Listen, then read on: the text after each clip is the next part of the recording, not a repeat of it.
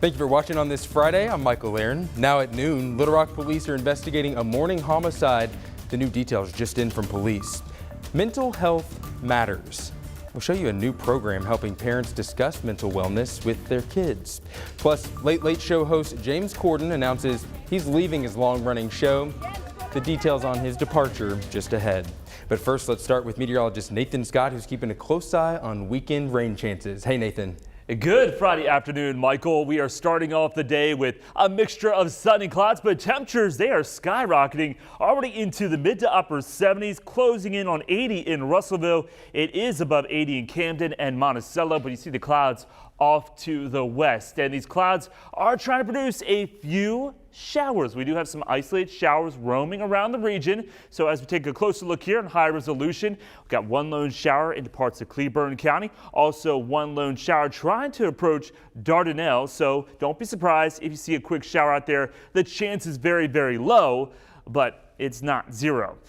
A breeze coming in from the south-southeast about 10 to 20 miles per hour, pumping in that warmer and eventually more humid air. Highs today, they are topping out into the low to mid 80s across the board with warm and breezy conditions under partly cloudy skies. The chance of severe weather today stays well off to our northwest. Slim chance in Fort Smith. There is a slight risk there could be some strong storms, maybe in the Fayetteville, Bentonville area this evening into tonight. Our chance of showers and storms will be going up here in central Arkansas to begin our weekend. I'll let you know if the weekend's a washout coming up.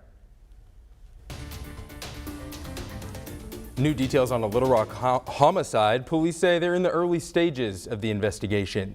Officers were called out to a warehouse at 28th and Spring just after 5 o'clock this morning. They found the body of a man who's not being identified at this time. Investigators have not released any information about a possible suspect in the case, but believe this was an isolated incident. Stay with THV 11 for the very latest.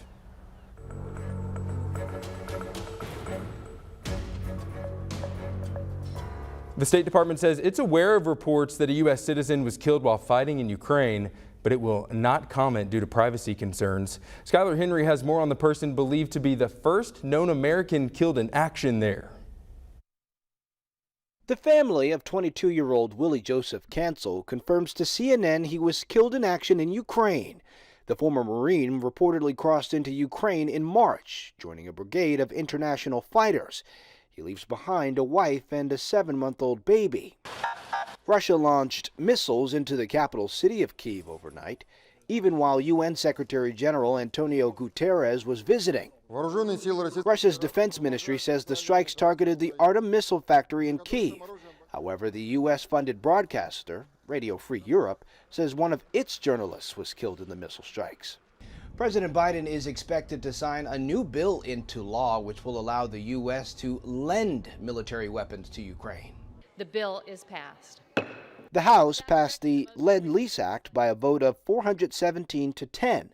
It's named after a similar bill which allowed the U.S. to help supply allies during World War II. Lend-Lease, an idea that armed Britain in the face of the Blitz by the Nazis. But today we find ourselves in a very similar situation, with Putin systematically bombing and shelling the peaceful villages and cities of Ukraine. The battle now is mainly in the eastern and southern areas of Ukraine, with Russia using a heavy barrage of artillery and rocket fire to hit areas in the Donetsk region. Skylar Henry, CBS News, the White House. The Lend-Lease Act passed the Senate by unanimous consent. 10 Republicans voted against it in the House. Arkansas is suing Family Dollar over the discovery of more than 1,000 rodents in a West Memphis distribution facility, a story we have been reporting on for quite some time. But new to this story, Attorney General Leslie Rutledge filed the lawsuit in state court on Thursday. It accuses the retailer and parent company Dollar Tree of deceiving customers, negligence, and engaging in a conspiracy that allowed the infestation to occur. The lawsuit also alleges that management was aware of the problem since at least January 2020. It asks a judge to suspend or revoke Family Dollar's authorization to do business in Arkansas. The U.S. Food and Drug Administration announced in February that it had inspected the facility after a consumer complaint, finding live rodents, and dead birds.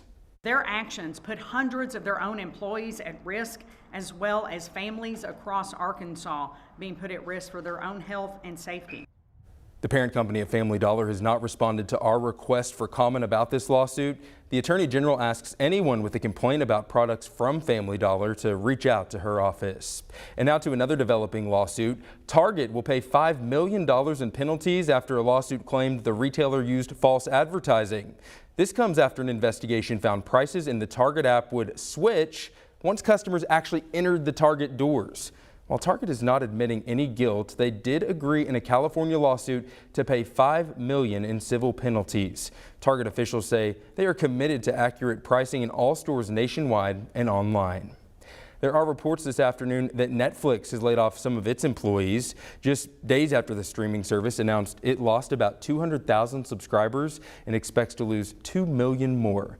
A number of marketing-related jobs were reportedly eliminated. The company did not comment on exactly how many people lost their jobs.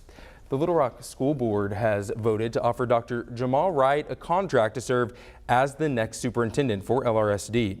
Upon Wright securing an Arkansas educator license, he's set to receive $240,000 annually to head the district. If Wright accepts the position, he will succeed Superintendent Mike Poore. Poore will depart the role at the end of the school year. He will retire then. Well, it is a day of celebration for the city of Warren and really people all across the state of Arkansas as a former Razorback heads to the NFL. Warren native Treylon Burks is heading to Nashville to play for the Tennessee Titans. He's the 18th overall pick, making him the highest drafted wide receiver in Arkansas history and the first take in the first round since Matt Jones went 21st overall in 2005. Experts say U.S. kids are experiencing a mental health crisis, but there's a new tool available for parents which can help. We'll introduce you to the On Our Sleeves program next. And we are closing out the work week with some warm conditions around central Arkansas. Mixture of sun and clouds. Slim chance there could be a shower, but the chances of shower storms go up on Saturday. I'll let you know what we can expect for the second half of the weekend, Sunday, coming up.